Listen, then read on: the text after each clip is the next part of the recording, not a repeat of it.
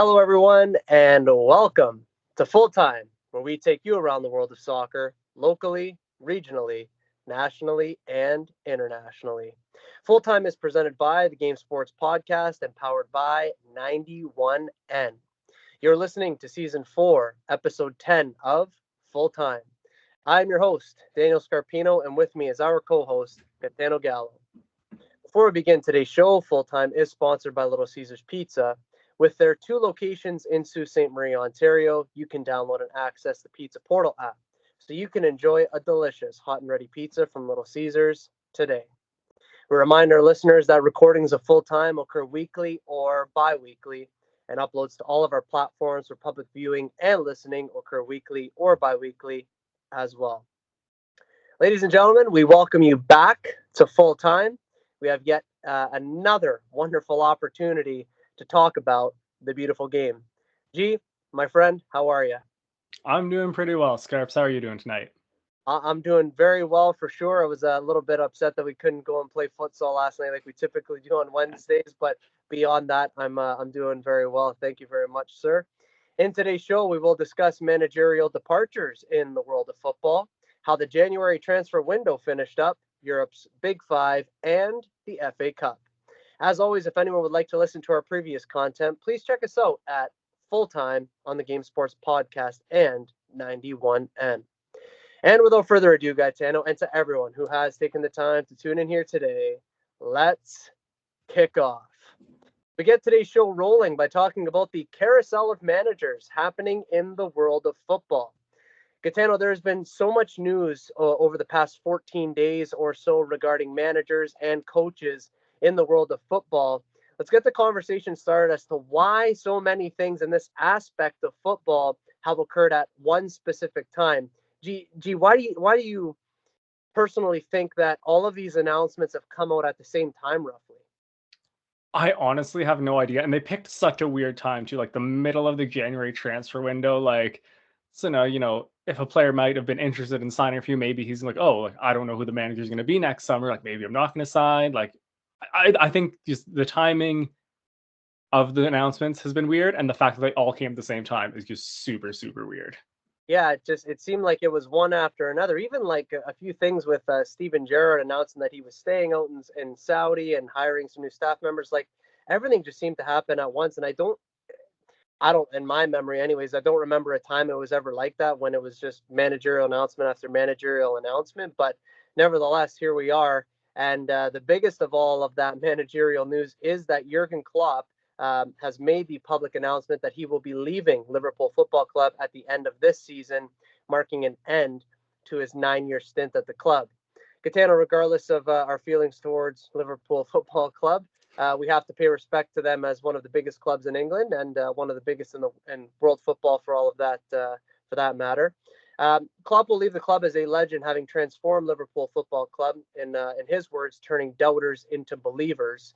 Liverpool is still in the running for the Carabao Cup this season. They are top of the Premier League. They are still in the FA Cup, and they are still in the Europa League. Amongst Jurgen Klopp's biggest achievements whilst at Liverpool, he has won the Premier League, the Champions League, the FIFA Club World Cup, the UEFA Super Cup, the Carabao Cup, the FA Cup, and the Community Shield. Gaetano, the news took the world of football by storm, and it was a shock surprise to hear that Jurgen Klopp himself, having been the main figurehead at Liverpool for nearly the past decade, is basically on his way out the door of his own choosing, of course. First, G, just your thoughts on what he's accomplished so far during his time at the club. You know, it's really weird to look at any managers from kind of the last 7, 8 years. And I don't mean to sound like a bit of a dick when I say this, but Pep's won so much that when you compare the number, like there just hasn't been a lot of trophies for other managers in England to win. Right. But when you look outside of City, like I think they've probably had the best return of trophies easily. Premier League, like you just rhyme them all off, but they won basically everything they could have won in that time period. And the style in which they did it was like those 17-18 to like 19-20, those City Liverpool games were the bane of my existence. Those were the hardest 90 minutes of my life every season. Playing them in the Champions League was awful. Like they were just they were so good. They were so good. And like I'm glad that I'm glad that he's leaving because now I can look back on those times. He's like, man, like that was fun while it lasted. I don't have to deal with that anymore. Because he there was something about him as a manager, as a person. He just got that Liverpool team playing so well, and it worked perfectly against City all the time. I think yeah, I think when in 10 years, 15 years, when you look back at Jurgen Klopp at Liverpool, massive success, absolutely. Yeah, I fully agree with everything that you said, and I can only imagine you as a City fan, you would have some some very difficult afternoons. We'll put it that way. And yeah, I mean, he had a connection with he still has a connection with the fans, and obviously the football that he's played. But sometimes people just have this certain, personality trait about them, and Klopp certainly has that. And I've always thought down the years, do I agree with everything that he says? No. Do I like a lot of what he says? Yes. Would I have ever taken him at my club? For sure, I would have, because I love his energy. I love the way he manages. He loves the sport. And he said to himself, I've poured everything that I've had into this, and therefore I need some time off. So, he might be getting back involved in football, but he's pretty adamant that he's going to take at least 1 year off. And probably the most important, Gaetano, it's all about what he's leaving behind. When someone like Klopp leaves a club such as Liverpool after having made such an indelible impact, to your point, it does take someone, and in many cases, many people, a lot of time to fill in those gaps. And I've seen it at Arsenal after Wenger left, and I could tell the tale because I've lived it myself. But what will Liverpool Football Club look like in the seasons to come now that Klopp won't be in the dugout, because that whole staff is leaving? There's people in the footballing departments that are leaving. It's going to look a lot different there. Yeah, I don't think there is a kind of clear cut replacement, and that's Xabi Alonso. I personally don't think he's going to end up there. I think he's got Real Madrid written all over him. Yeah. Um, but yeah, it's weird because the squad is kind of aging out too. So it's almost going to look like kind of similar to what Arsenal's been doing, where you are getting a new manager and you're shifting out kind of the old guard. Obviously, like guys like Van Dijk, Salah, Allison, like they have years left in them. But is a new manager coming in going to kind of build them into their long-term plans, or is it just going to be, do we sign, a new winger, maybe 18, 19, to kind of transition out of Salah? Do you, replace certain guys like Van Dijk? Do you get another younger center back to eventually take his spot? I think it's going to look a little weird. I don't think they're not going to fall off the way United did when Fergie left, where it was, seventh, I think it was seventh or eighth the immediate season, and then kind of just middling there ever since. I don't think it'll be that bad. I just think their squad's just significantly better than United's was at that time. But yeah, I think it's gonna be weird. I don't know who's gonna come in. There are some high profile managers available, and we'll get to that in a bit. But yeah, at the moment, I don't really have there's not like a guaranteed guy. Like Gerrard just signed his new extension in Saudi Arabia, so like I don't think he'll be there. It's going to be an interesting one. It definitely is. And the complexion of Liverpool Football Club, it'll take some getting used to, similar to when Wenger left Arsenal. And I'm just speaking to that as an Arsenal fan. Just that first season, I just thought to myself, I don't know, it's just something doesn't feel right. And I actually liked Unai Emery. It didn't work out. We've talked about this 1,000 times before. But yeah, it's definitely going to be different at Liverpool Football Club. But I think what's different there, to your point, is that there's pieces. Even that young boy, Connor Bradley, I think. Yes, the fullback, yes. Yeah, like he's come in, hit the ground running. Like they've got some pieces there. I think Konate's going to be fantastic, obviously. So there's pieces there that they could work with whoever the next manager is. They definitely won't be left for dead. But yeah, I don't know. It'll be just so different to not see Klopp in the dugout, and it's it is what it is. It's football. It's life. Everyone has to move on at some point. But there is another manager in the world of football who will be leaving his post at the end of the season, and that one's out in Spain. It's Barcelona manager Xavi stating that he too will leave his club at the end of the season. Gitano, Xavi has managed to win La Liga and really get Barcelona back on track for the most part.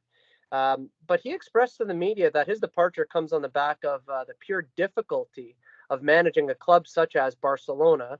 Gee, let's unpack that a little bit and get to the root of what he means when he says that. The floor is yours. I think it's kind of like there's kind of a couple prongs on this one. It's not just like one specific thing. I think first of all, just it's the fact that they are Barcelona, the expectation, globally from them is just so high. They are and have been kind of the face of world football, or one of the major ones, for as long as we've been alive. And so yeah, that comes with massive expectation. And when they've had good seasons under Xavi, but like the expectation is still kind of the Messi era of just domination, and that's just not the case anymore. So that's tough. Financially, Barcelona are in just one of the worst positions in any club in the world, which doesn't help when you're trying to maintain that level of success. Not being able to spend, or having very limited spending power. They've had to rely on a lot of free transfers recently. Not being able to sign, like, to register players that they've signed. So that obviously is not a great situation to be working in if you're wanting to bring in players to be competitive and you can't. And then I think just his personal connection to the club as well. Like, he is a legend, an icon there, one of their greatest ever players. And it's almost, it's the same way I look at like Vincent Company. I wouldn't mind if he managed City, but if it's not as good as his playing career, it's just almost like tainted a little bit. Right. And so like it's just one of those things where I think it's he's done a good job. We've talked about, he's kind of righted the ship, turned them around, got them back to being somewhat competitive. Competitive in Spain, somewhat competitive in Europe. I think it's just better to kind of take this kind of small victory. He did his job well, and then kind of leave on his own terms, rather than kind of sticking around for it to. Not that it'll inevitably go wrong, but the way the Barcelona board works, like, more than likely he would have ended up getting sacked probably next season anyways. So I think it's just kind of better for everyone in this case. Yeah, and I can't exactly recall which manager it was, if it was Fergie or Klopp or whoever had said it. It's better to leave 1 year earlier than 1 year too late. Yeah. And, it's one of those things too, is Xavi, that you see what's on the surface, you see what's presented to you in the public or in social media or whatever. But behind the scenes, God knows what's happening. And you alluded to so many great points there with financial stuff and bringing players in and these types of things. But to manage a club such as that, it's got to be so difficult. So I do understand the departure. And with his departure, Gitano, at the end of this season, it remains to be seen what's going to happen with Barcelona. But what do you think for Xavi's future in management? What do you think that's going to look like for him? Club wise, I'm not 100% sure yet. I'd probably closer to the end of the season when there's kind of more openings. But I think he's done a really good job of like putting himself in the window of, I'm going to be a good manager. He's tactically sound, financially decently responsible. He couldn't really spend a ton at Barcelona, and did manage to bring in some good players. So I definitely think he put his best foot forward in that case. I don't think many, like, outside of like the top clubs, and that's mostly because most of them have managers at this point. I don't think anyone could really go wrong with hiring him at this point. Yeah, for sure. And for me personally, I could see him kind of wanting to hang around Spain. I think that's kind of maybe obviously his bread and butter. It's what he's most comfortable with. But I mean, he's still a young manager, so who knows where he might venture out to in the future. And I think I always say sky's the limit, because I mean he's proven himself to be a good manager, as you just said. But I think that he has a lot of room to really showcase his talents as the years go on.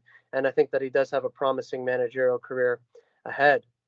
It is two other managers who have gone up and down the world of football, and certainly have made themselves good managers over many, many years. And that's because obviously the titles that they've won, the accolades that they hold, the football that they play, and the impact that they've had. And of course, we're talking about Antonio Conte and Jose Mourinho. They're often put in the same roundtable discussions for their managerial excellence. Both men are currently not in a managerial position, but they are tipped to some big jobs in the world of football. Gitano, the ultimate question is, which clubs will these men end up at, and why?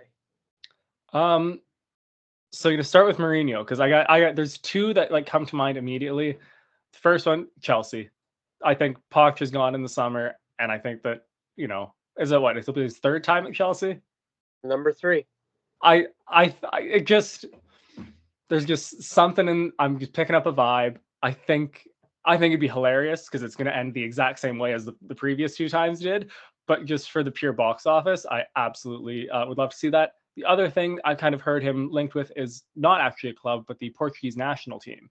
Hmm. Um, you know, I don't hate it. I've never seen him manage at international level. I don't think he ever has that I can think of.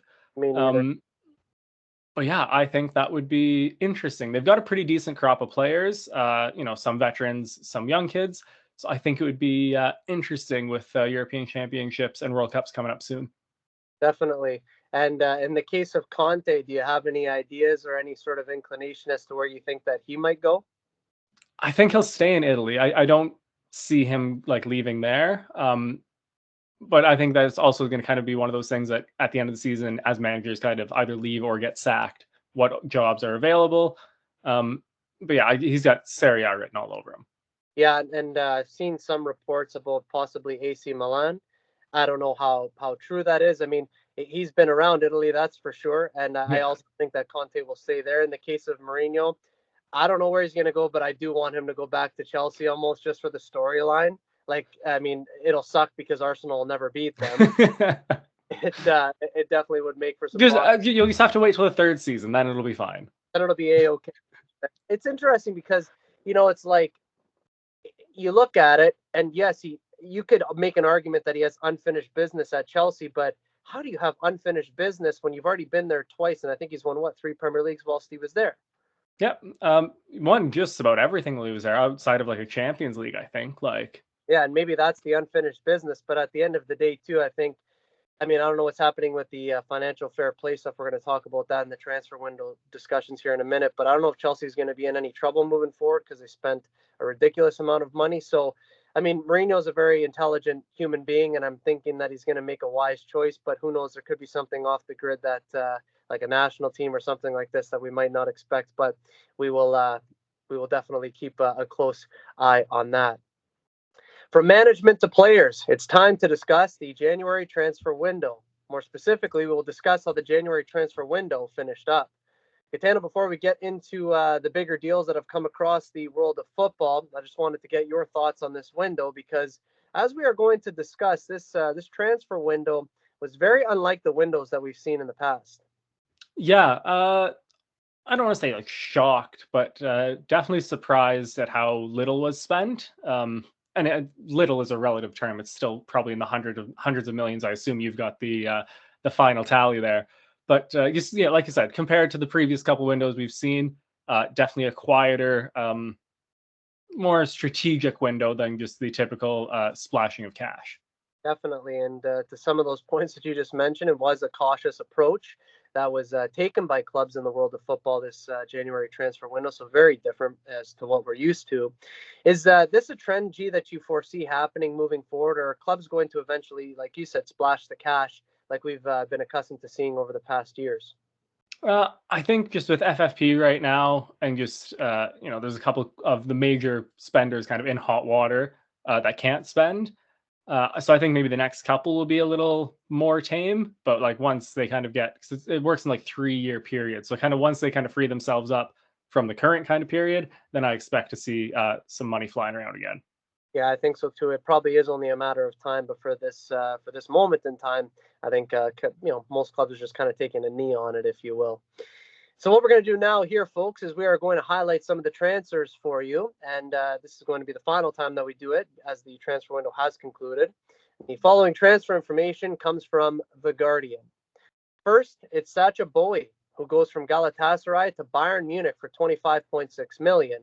The attacking right back signs the deal until June 2028 after Bayern and their proposed interest in Kieran Trippier. Gee, maybe a bit of a second choice for Bayern, but did they land a good one here? I really like this move. Not that Trippier would have been a bad move for them, but I think bringing someone younger probably cost a little less than Trippier would have. I think just kind of works out better for them. It looks like he's a good young player, and then for Galatasaray as well, turning a nice profit on him after only a couple years. I think it's just kind of great business all around. Yeah, and I think that type of profile really suits the likes of Munich really well, and I think that I think he's gonna come good, especially that contract being signed for, about 4 years there. I think this is gonna be a good one for them. Next, we see Renan Lodi, who goes from Marseille to Al Hilal for 19.8 million. Marseille accept the big money offer for former Nottingham Forest and Atletico Madrid defender, who was first choice, left back this past season. Gitano, it's a move out to Saudi Arabia for Lodi. Your thoughts here? Yeah, I think this was probably his final kind of big contract in like well, not European football, but just in football in general. So I can't really argue with him for wanting to go and kind of get that money out there. Marseille get a good chunk of money back for him. I think it's kind of everyone's happy here. Yeah, it seems to be a win-win, and I'm on the same page as you there. Arthur Vermeeren leaves Royal Antwerp for Atletico Madrid for 18.8 million. Atletico swoop in to sign the teenager who is on many Premier League clubs' radars, paying a $22 million fee with a $5 million fee in add-ons. Gitano, what does this signing mean, and what do you think that this is going to do for Atletico? Not actually a big fan of this signing. They just don't play a very attacking style of football, and it just kind of stifles those like young creative players. We've seen it with João Felix. Obviously, the money is totally different in these two cases. Definitely less of a gamble with this one. But yeah, I just think if you're kind of a young attacking player, Atletico Madrid is not the kind of place to play. But I'd happily be proven wrong here, and he like kind of turns out good. But yeah, initially not a big fan. Yeah, and I can totally understand that because it's that old phrase, right? Horses for courses. And if you're that type of player, you probably want to go to a place that has maybe a more exciting brand of football. But who's to know? I mean, in the world of football, things can get pretty funny, and then maybe Atletico Madrid all of a sudden get a new manager, change their style. I don't personally foresee it, but anything can happen. So we'll see what happens there. But he definitely has a bright future ahead of him, being so young. Next, it's Adam Wharton, who goes from Blackburn Rovers to Crystal Palace for 18.5 million. Palace finally land their man for a fee that could rise to 22 million. To play for such a big club like Crystal Palace is a great honor, says Wharton. Gitano, Palace get a piece to bolster their lineup after what seems like forever. Your analysis here. Yeah, we kind of gave them some stick over the summer for not really doing a lot of business. So I like this one for them. I love it for Blackburn as well, getting a lot of money for a team not in the Premier League. That's going to be super useful for them for their push for promotion. So yeah, I think this is just kind of win-win for everyone here. Yeah, I think win-win's the right way to put it. And we just talked about it too, both the second to last signing with Renan Lodi. So yeah, I think that this bodes well for Wharton, for Blackburn, for Crystal Palace. I think it's good all the way around. And Gabriel Mascardo goes from Corinthians to PSG for 17.1 million. PSG sealed a move for the defensive midfielder who has signed a 4.5-year deal. Gitano, what do you make of this signing? I think this is an interesting one. He's really only been involved in the first team for Corinthians for about 6 months, so not a lot on file for him in terms of minutes played at a high level, but definitely a high ceiling for him. Not a terrible fee that PSG's paid for him, so a lot of potential for this to be a very good transfer. Yeah, and I think it was you who said, I mean, this is months ago now. PSG's always been missing that sort of player, that holding midfield type player, and these sorts of things. I just got to be honest. I don't know if it's going to be him. I think that they probably would have been better off going for somebody who had a little bit more experience, maybe somebody who was a little bit more proven. I like to your point earlier about Vermeer, and I hope to be proved wrong on this one, but I actually think that they probably could have got something a little bit more stable in there. But who knows? Maybe he will come good. But it's definitely a position that was probably needed with PSG. And Gaetano, we did not cover every single transfer, of course, that has taken place here in the window, especially as of late. But did we leave any out that have caught your attention personally? So there's a couple I'm looking at here. I like Bournemouth picking up Enes Unal out of Getafe. He's scored a pretty decent rate in Spain. I think that might be a big signing for them. And then the other one I know you've mentioned, I'm pretty sure you want to talk about, is Benrahma out of West Ham to, where is he? To Lyon. I think they've had a actually kind of decent window. And that's it could be a really big ad for them. I think so. And yeah, that was the one that I was going to bring up, Benrahma. I mean, he's one of them players at West Ham who, if he wasn't starting, he's come off the bench. He's just that impact guy. So, I mean, West Ham, they've obviously done some decent business this window, but I think that that's actually one that kind of caught my attention and was a little bit out of the blue. But sometimes if you're going to have an incoming, you have to have an outgoing, don't you? So, Exactly. yeah. And this transfer window was, as we talked about time and time again, it wasn't the typical window for what we're accustomed to seeing, especially at our age. And being sort of in that 30-year-old bracket where we've basically just seen exciting windows down the past probably 10 years, give or take, even more maybe. That being said, what would you rate this transfer window out of 10, my friend? So as like analytically, probably like a 7 or 8. I thought teams were smart with their business. As a fan of the chaos, it was like a 3 or a 4. Like there was just no big moves. There was no like deadline day, like is it gonna happen moves. But yeah, I think as a fan, 3 or 4. Analytically, probably a 6 or 7.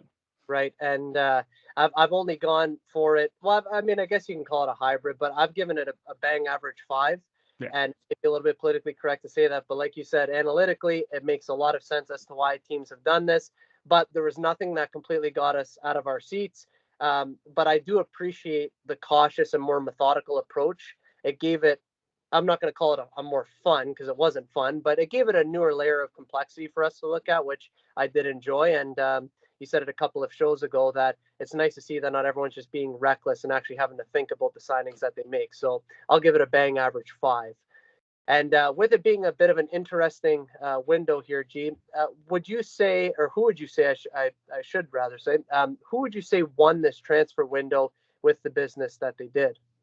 So I'm actually going to go to Germany and say that Borussia Dortmund had probably the best. Why did you have them too? They got 2 winners, and they're one of them. Just the fact. So they brought in Jadon Sancho and Ian Matson both on loan. Yep. We've talked about. I think it was. I don't know if it was last episode or the episode before. With Sancho going back to Dortmund, you get 90 million pounds for him, and 18 months later you get him back on loan. He's hit the ground running there, been phenomenal, almost like he never left. Right. So that's awesome. And then Ian Matson's been pretty good for them as well. And kind of with the loan moves, if it doesn't turn out great, they don't really have that like long-term impact on the club. So yeah, I definitely have them as my winners. Definitely. And they're one of my winners and kind of on par with them. I also put PSG. And the reason for that is because I think that, like you said, both of them have brought in some key pieces and they've added some players to very important areas that they probably needed. And I think that bodes well for them moving forward. And both are still involved in various competitions. So I think it's a good thing for both of them. And G, we will have to talk about the losers of this transfer window, who this window missed out on some of their business that they would have liked to have gotten done. I don't want to do this to you, but I think Arsenal needed more goals. They needed something. I don't think the 100 million that they were being quoted for Ivan Toney was realistic, and I don't think he's particularly the solution to that problem, anyways. But Gabriel Jesus just hasn't really been on form this season. You don't want to really rely on Eddie Nketiah. He just hasn't proven himself at this level yet. I think they just needed more goals and they didn't get them. But like, it's tough to call them losers because they also didn't like spend recklessly just to get goals for the sake of it. You know what I mean? Like they didn't just go and spend 100 million on Toney just to be like, hey, we brought in a striker. Like, so it's hard to call them losers, but I think they ultimately didn't get what they needed to kind of continue this push and like take the push to the next level. Yeah, and I also have to take a humble approach because I'm going to put Arsenal as one of my losers. And to your point about Jesus, sometimes it's not even about his production; it's about just keeping him fit because he's sometimes not available. And what is that quote? The best ability is availability. Yep. So if goals are going to come, sometimes you're thinking in a game, oh, they're going to have to come from midfield. Great performance against Liverpool the other day, though, I have to say that. But they did need, by the looks of it, a striker, Arsenal did, and probably another piece to help with kind of the injury crisis at holding midfield because Thomas Partey cannot get fit. Regardless, we're going to see what happens. I do hope, obviously, the best for Arsenal, but they probably did need another piece to score, another 10, 15 goals. And next, I'm actually going to go, and I think some people are going to disagree with me here, but I'm going to say Liverpool. And I say that purely just because of the Klopp announcement and not actually bringing anybody in. And then if you take a look at, maybe some of the departures, that are imminent in the future, maybe the likes of Salah and others, there's whispers that they might leave sooner rather than later, like not this season, obviously, but those are going to be my two, Arsenal and Liverpool. And I'm also going to go kind of off the grid for this one. And it only kind of dawned on me the other day. There was a ton of movement out in Saudi Arabia in the summer and then last window as well. And this one, we basically heard about nothing apart from like a couple. So I feel like that needs to be mentioned as well. I don't know if you have any thoughts on that. I mean, they also had some departures as well. So Jordan Henderson's gone. Yeah. There were rumors that Benzema was leaving. Obviously, it didn't happen, but this is something I was discussing with a friend the other day. This feels very much like the Chinese Super League back in like 2013, 2015, where they come in guns blazing, 50 million here, 60 million there, 70 million there. We're gonna change the landscape of football. We're gonna be the next superpower, and then it just kind of dissolves. Yeah. And for the sake of football, I don't want it to. I think the more elite leagues there are around the world, the better for everyone. But yeah, it's just starting to kind of feel a bit like the Chinese Super League. Yeah, and you know what? It was something that we didn't mention in the transfers too. Jesse Lingard, I think, just signed in Japan. Did he? Did he actually? I think I I gotta, might have to be fact checked on that one. I could have sworn I saw something this morning. I was at the gym. I was doing a bit of cardio, and I was looking on my phone. I could have sworn I come across an article that said Jesse Lingard to Japan. Didn't actually there, but saw a headline. So I'm looking on FootMob and they don't have him. They still have him listed as a free agent. So, but the thing is, you can sign free agents outside of the window. So he might still be in negotiations or Right. like be trying to. But yeah, as of recording at 7:53 p.m. on February 8th, he is still a free agent. Okay, well, we're gonna have to see in the next episode of Full Time if we can update our listeners, because, like I said, I saw an article headline. Now, it could have been fake news for sure, but so I don't know if it was to China or to Japan, but it was somewhere for sure. And yeah, we'll definitely keep an eye on that one. And Gitano, sometimes we do have clubs who quietly do good business without being too loud about it. Who this window quietly did good business for you? So I'm going to cheat a little bit, and I think City moving on Calvin Phillips was quietly really good business. Like we've talked about a couple times, it just never worked out. He's out at West Ham now on loan. They recouped a little bit of fee for him. It's not a permanent thing, but I just think, yeah, for his sake, he didn't need to be just rotting on City's bench. He can be playing some football. City didn't really need to bring in a replacement. There was no panic buying. With guys like Kovacic and Mateus Nunez kind of still available, and obviously Rodri.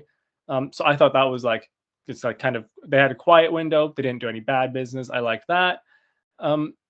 And then really, not that Bayern Munich's window was quiet. They did have a couple of big signings, but they just kind of there. It wasn't like long stretches of like aren't they going to sign them? Other than the Trippier kind of saga. So I just really liked all their business. I thought it was really good. Yeah, those are two really good shouts, and I agree with those.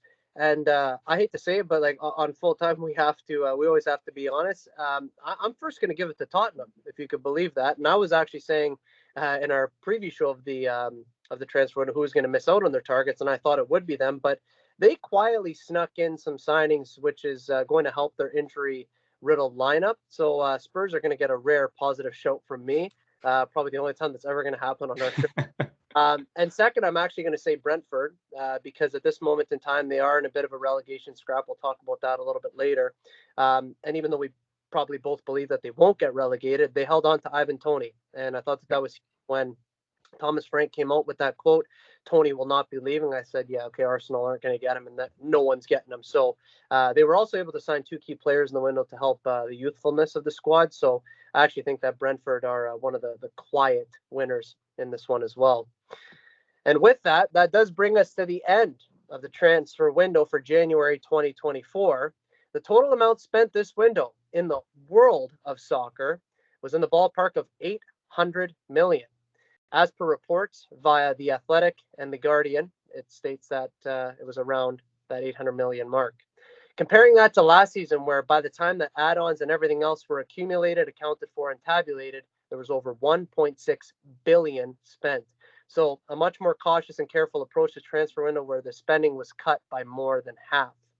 Gee, another transfer window comes and goes. Overall, were you happy with what you saw in the transfer market, given that there wasn't a reckless nature to the spending this time around? I would say like overall, yeah. I wish there would have been kind of one kind of marquee signing for this window because I can think back to like a bunch of windows where there's always like there's the Alexis Sanchez to United like window. Like you can just kind of like there's like names and certain transfers that like stick to windows. There just really wasn't one for this transfer window. But other than that, I think it was pretty good. Yeah, and you know what? The one that always sticks in my mind, again, biased, but I like that Arsene Wenger interview. Are you going to be signing anybody? Yeah, well, we might have an announcement tomorrow. And then those will come through the door. Never forget that one. Yep. As always, though, it was a pleasure, regardless of this being a very different window. It was a pleasure to cover the January transfer window here on Full Time. And whilst we don't want to wish time away here, and we don't do that at Full Time, we definitely look forward to the next transfer window come the summer. This is Daniel Scarpino and Gitano Gallo, and you're listening to Full Time on the Game Sports Podcast. A reminder that Full Time is sponsored by Little Caesars Pizza. You can download and access the Pizza Portal app for any of the 2 locations in Sault Ste. Marie, Ontario. Have a delicious hot and ready pizza from Little Caesars today. Let's jump on over to Europe's Big Five, and we will get the conversation started with the English Premier League. Liverpool sit atop of the division with 51 points. Behind them is Manchester City with 49 points, but Man City have a game in hand, which if they make good on, they could go top of the league. Arsenal is in third with 49 points of their own. Aston Villa round out the top 4 with 46 points. Such a fresh thing to say all the time that we've got a new team in that top 4 mix. Spurs are looking up in 5th position with 44 points. Gitano, can we officially say that the title race is good and well on? Oh, we are in for a title race here. And I hate to be that City guy, but it's in our hands now. Right. And it's very few times under Pep has it been in our hands and we've not won it. Actually, I think the times would be 0. So yeah, I'm confident. We got a good we got the squad's pretty much, I think, at this point healthy, other than a couple little niggling injuries. So yeah, I think a fully healthy City, almost fully healthy Arsenal, and almost fully healthy Liverpool, and this Villa side going toe to toe for the Premier League title. I think we are in for a phenomenal title race. Yeah, and I know this might be a bit of a cop-out answer because, I mean, everybody says it every season, and it's absolutely true. You got to keep your best players fit. You got to keep your squad healthy. But I do think just for how tight it is right now with, 15 games left to go, give or take, I honestly think whichever team can keep their squad the healthiest probably has the best. I'm not to say that they're going to win it, but they have the best chance to win it. I know, again, it's a bit of a cop-out answer, but Arsenal have got a few pieces missing. But if they can get those guys back, they have a better chance to challenge. Liverpool, if somebody ends up, picking up an injury or like the Salah thing right now, who knows how fit he is, could they end up dipping? If City keep all their guys fit, are they going to rise? There's lots of things to be said about that, in my opinion, right now. But what we could say with the top 5 right now, we have to include Spurs in there. Do you think that these though? Well, I mean, you know what? Knowing me, man, I'll say no, and then it'll come back to bite me, and then I'll drop into 5th or something. I have to keep them in there. But those 5 teams, by the end of the season, do you think that they're all still going to be there, but maybe just in a different order? Yeah, I think the top 5 teams will be those 5 teams, not in that order. I just don't think United have enough to challenge in there. Brighton's been a little disappointing for me. Newcastle haven't been quite there. West Ham, I don't think have enough to get in there. So yeah, I think barring some sort of miracle 15-game run by one of those teams, yeah, I think that top 5 is pretty much sealed. Yeah, here, February the 8th, I'm just going to go out and I'm just going to say it. Those top 5 teams are going to be the top 5, but like you said, in a different order. And what that order is, I couldn't tell you right now, even if I had any sort of inclination. I have no idea. I'm really not that smart. But I think I will say it right now, that top 5 is going to stay that top 5. And taking a brief look at the relegation battle, there has been a change after many, many weeks. Sheffield do remain bottom with just 10 points. Burnley is just 3 points better than them in 19th place. But it is now Everton who have slipped into the bottom 3 with 19 points of their own. Luton Town is just barely out of the relegation zone with 20 points, but they have gotten out of there for what seems to be the first time this season. Nottingham Forest is 16th with 21 points. It's Brentford in 15th with 22 points. Gitano, I think it's probably reasonable to say that Sheffield United and Burnley are destined for relegation to the championship. But that final spot in the relegation zone is kind of up for grabs. And understandably, none of the aforementioned teams want to be in there. But what could you say for the bottom of the table right now, G? Because, a few other teams have been pulled into this conversation. Yeah, I really thought Everton kind of had turned their season around, even with the points deductions. Were kind of climbing out of danger nicely, but they've kind of slipped back in. There's enough in that squad that they should be able to get out of this. It might not be pretty how they get there, but like they should have enough to get out. Um, Forest are kind of like I'm on the fence with them because sometimes I watch them like, oh, like I get it, they're brilliant, and they just kind of don't get the results, and then sometimes they are just like worse than some of the teams we play against in our men's leagues. Like there's kind of no middle ground with them, and unfortunately for them, they're kind of on a bit of a bad slide right now. But I still can't see Luton staying up. As much as I would love it for the story and like it'd be great for them, I still don't see it. Yeah, and I mean, we both predicted it at the beginning of the season with our relegation picks that we both thought they were going straight back down. I would love for them to stay, do some stadium renovations, and really be there or there just about. I still don't see it happening, but again, the world of football is so interesting, so funny. To your point about Nottingham Forest, Arsenal played them a couple weeks back, and that was an absolute scare, like a 2-1 Yeah. game.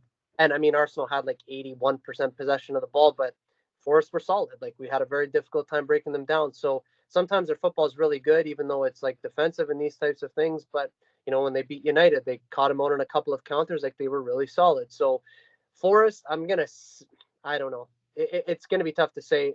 I think that there'll be probably a bit of trading off in that 19th spot, but Burnley and Sheffield, just like I said, the top five wouldn't change in my opinion. I think both of those are going down. You think so too? Yeah, I just, like I said about those kind of the outside of the top five teams, unless there's a miracle run from either like Sheffield, Burnley, or Luton, I think yeah, they're destined to go back down.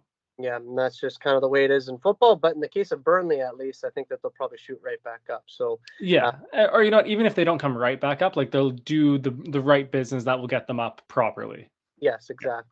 So keep a close eye on the relegation battle, especially with that kind of sort of 18th, final spot. In Italy, Serie A, Inter have shot right back up to the top of the division, having won 4 out of their last 5. They currently have 57 points. In second is Juventus with 53 points, and they are winless in their last 2 games. Milan are solid in third with 49 points. And it's Atalanta, Roma, and Bologna all currently vying for the 4th and final Champions League position. Gitano, Inter are really strutting their stuff in Italy at this moment in time. What can be said for Italy's top flight right now, G? Yeah, Inter are looking really, really, really good. Just they always have like they've always been like a solid team. I think they really just kind of needed this run. Beating Juve, pulling up the score here. Yeah, like there's 1-0. That's a huge, huge result. Put a lot of space between them now. I think we talked about it. I think it was last episode. Like I think that title race is down to 3 now. It's Inter, Juve, and AC Milan. That should be a really great title race. I also just like the race for the other European spots in Serie A. Some really fun teams in there. I have no idea what's going to happen. Like we talk about the Premier League being like, oh, like anyone can win it. Like I look at that kind of 4 through 8 in Serie A, and it feels I get the same vibe from that. If you know what I mean. Yeah, and we talked about it actually last season with the Bundesliga, how you kind of had like half of the table competing for Yeah, in places. I mean, it's not the exact same, but kind of close, like with Italy. So it's awesome to see, and a lot of times you see these sort of runaways in the world of football, the likes of Bayern, PSG, these types of teams. It's nice to see that there's this sort of competitive nature across world football this year for the most part. So it's a welcome change for sure. In La Liga, Spain is heating up after 23 matches played. Real Madrid currently sit top with 58 points. Girona is second with 56 points. Barcelona is third with 50 points. And Atletico Madrid round out the top 4 with 48 points of their own. The top of the table changes once again, and it's Real Madrid and Girona with one single game, or are in rather within one single game of each other. Please give us your analysis with 15 games left to go in this season for La Liga. So they play each other next, by the way, if you didn't know that. Yeah. That's this I think it's this weekend. I'm not sure if they've got a week off or what the thing, but their next game is against each other. And I think you're potentially looking at a title deciding game. I'm super excited for it. I really hope Verona pull it off. Like it's nice. Like when Leicester won the title in what 15, 16 it was. Yes. Like not at the time I wasn't overly happy with it because City had a pretty poor season and like you don't want to see other teams win your domestic league. But as a neutral, like watching from afar, I get it. I fully understand the Leicester hype. I hope that Girona pulled this off. I think they're going to. There's just something in the water. I really like it. And I think, I don't think Barcelona or Atletico are going to come close at this point. I think it's down to those two, and it's going to be so much fun. Yeah, and I don't know, maybe by some divine miracle, Bellingham and Vinicius Jr. will have a nightmare game and just play bad for once or something, and maybe they'll pull it off, you know? So I hope it happens, man. I really do. I think it would just be the coolest thing. I really do. The Bundesliga in Germany continues to entertain. Leverkusen remain unbeaten with 52 points. Bayern sits second with 50 points. Stuttgart is third with 40 points. Dortmund are climbing and currently have fourth position with 37 points, 1 point more than fifth place RB Leipzig. G, has this officially become a two-horse race in Germany's top flight? Yeah, it is officially a two-horse race, and guess who plays this weekend? Unbelievable, isn't it? As you couldn't script it like this. It's just phenomenal. Yeah, Bayern and Leverkusen. Like how does that work out? Football, man. Absolutely nothing like it. Yeah. So I think again we're looking at potentially a title deciding game. Two on the same weekend is just incredible. And we haven't even got to Liga yet.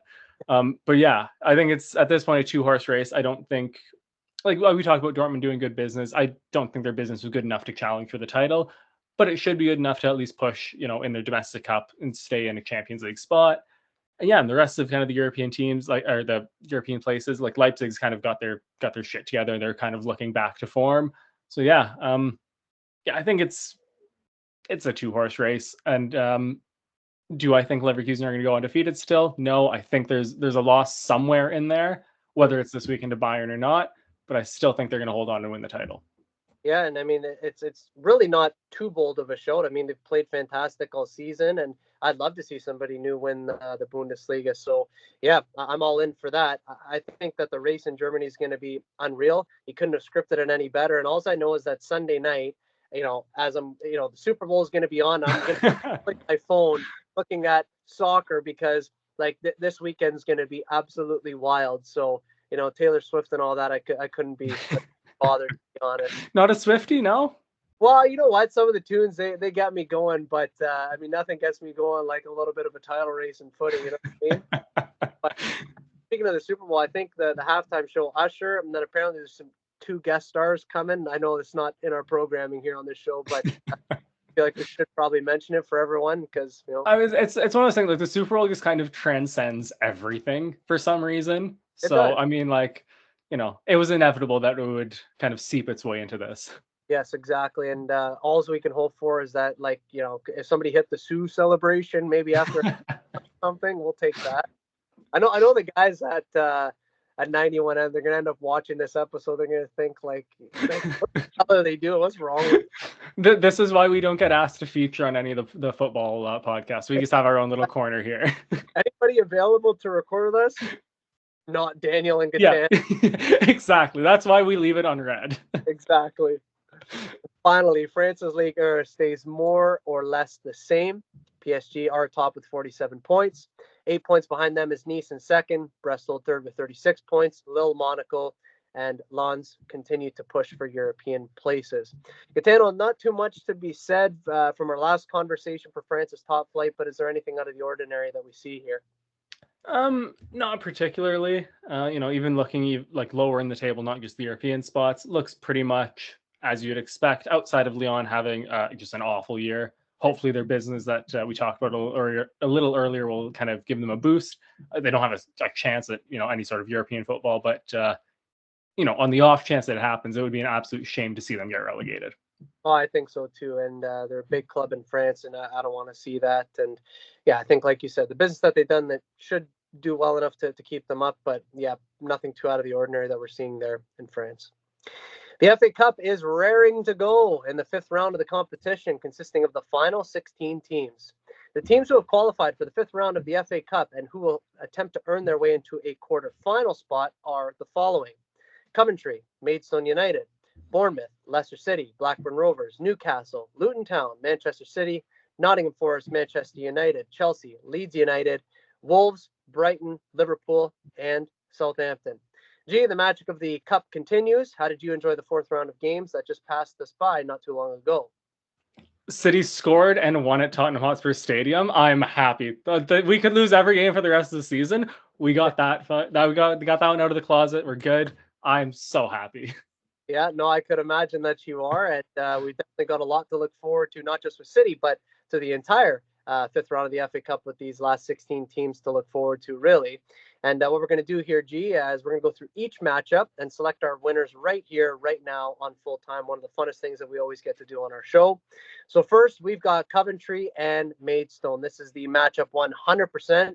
I'm looking forward to the most. I know you're looking forward to the City game the most, but this is probably like Yeah, B. outside of the City game. Yeah. Yeah. For me, So this here's I'm unbelievable. going to spoil this. I'm taking Maidstone all the way until they play City. Okay, So like yeah, if they go in a miracle run and like up to the final where they play City, I'm taking them every time, fair just for enough. fun. And you know what? I'm going Maidstone as well. I think that this is just sensational. A semi-professional club. Just for context, just so everyone understands that. I know we said it last show. A semi-professional club is competing against 15 other professional teams in a competition that is the oldest in British football and the most historic cup in England. Like, I don't think that people understand how big that is. Like, you're more of a hockey guy than me, even though I played rep hockey in the whole bit growing up. Can you give like an NHL example for some of the folks that might not understand?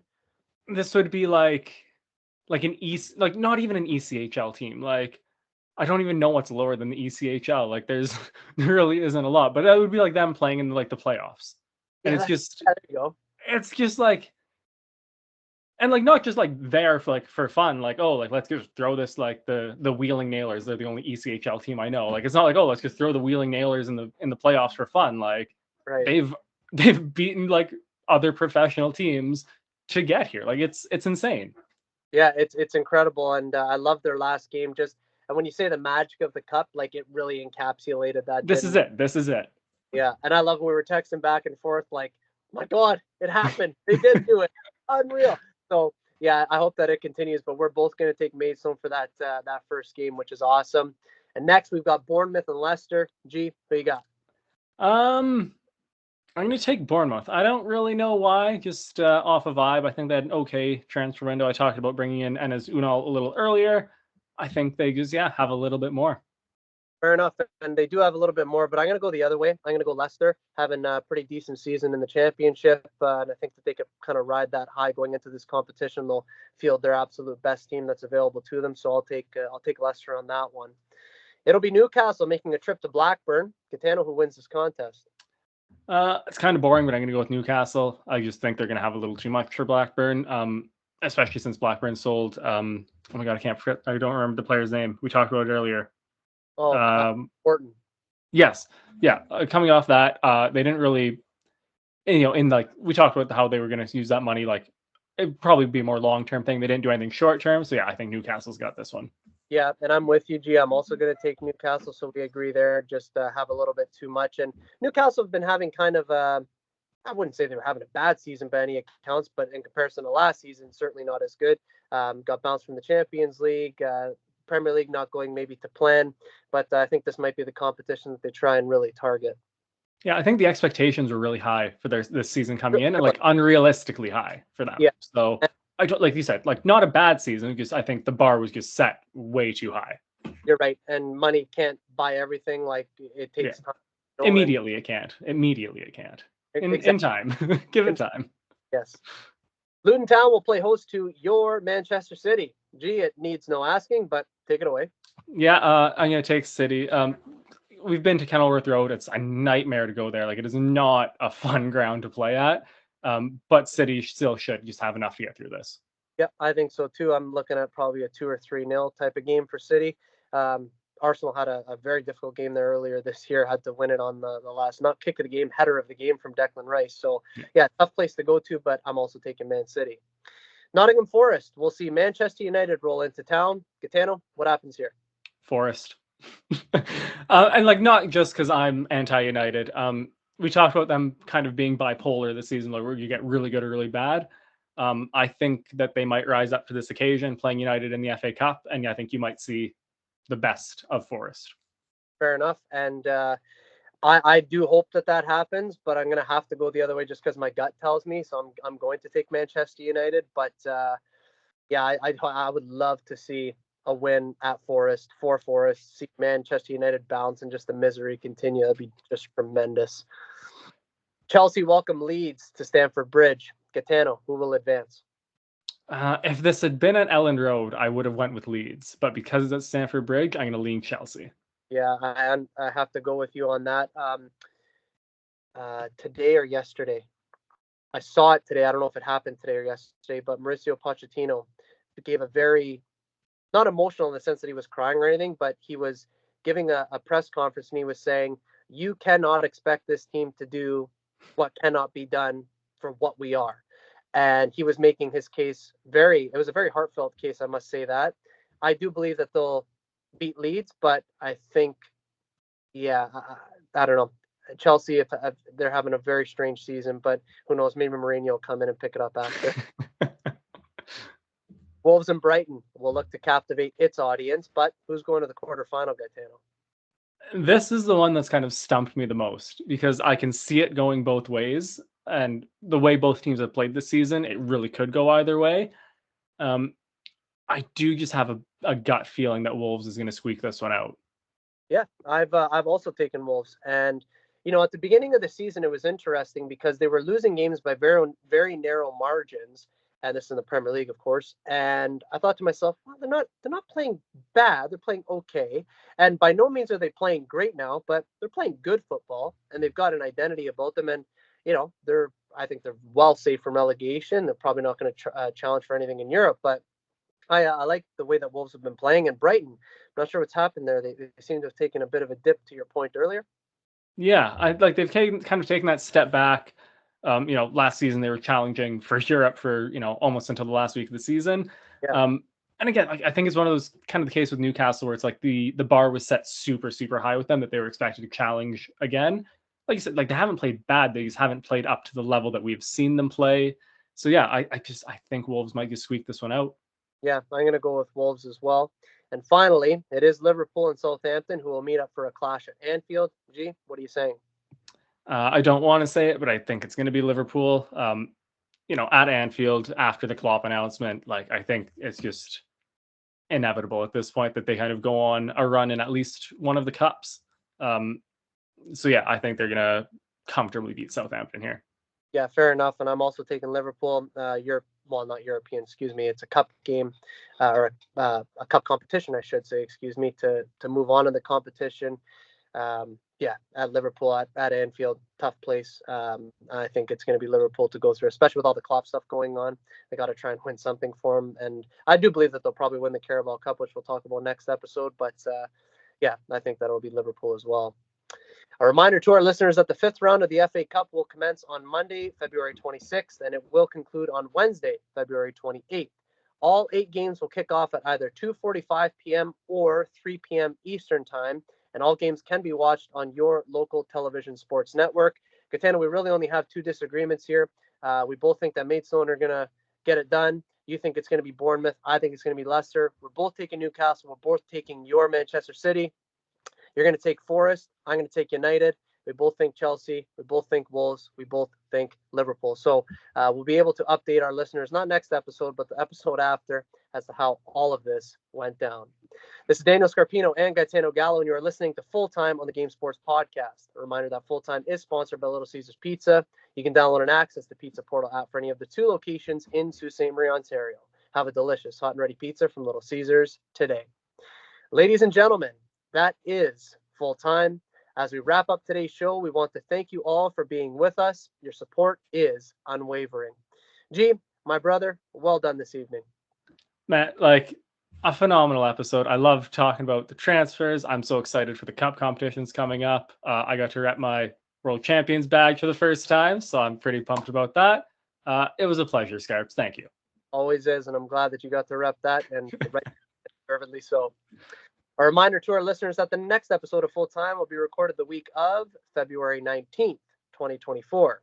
In that show, we will preview the Carabao Cup final. We will discuss Europe's Big Five, and we will take a look at the first leg of games in the Champions League round of 16. So excited for that.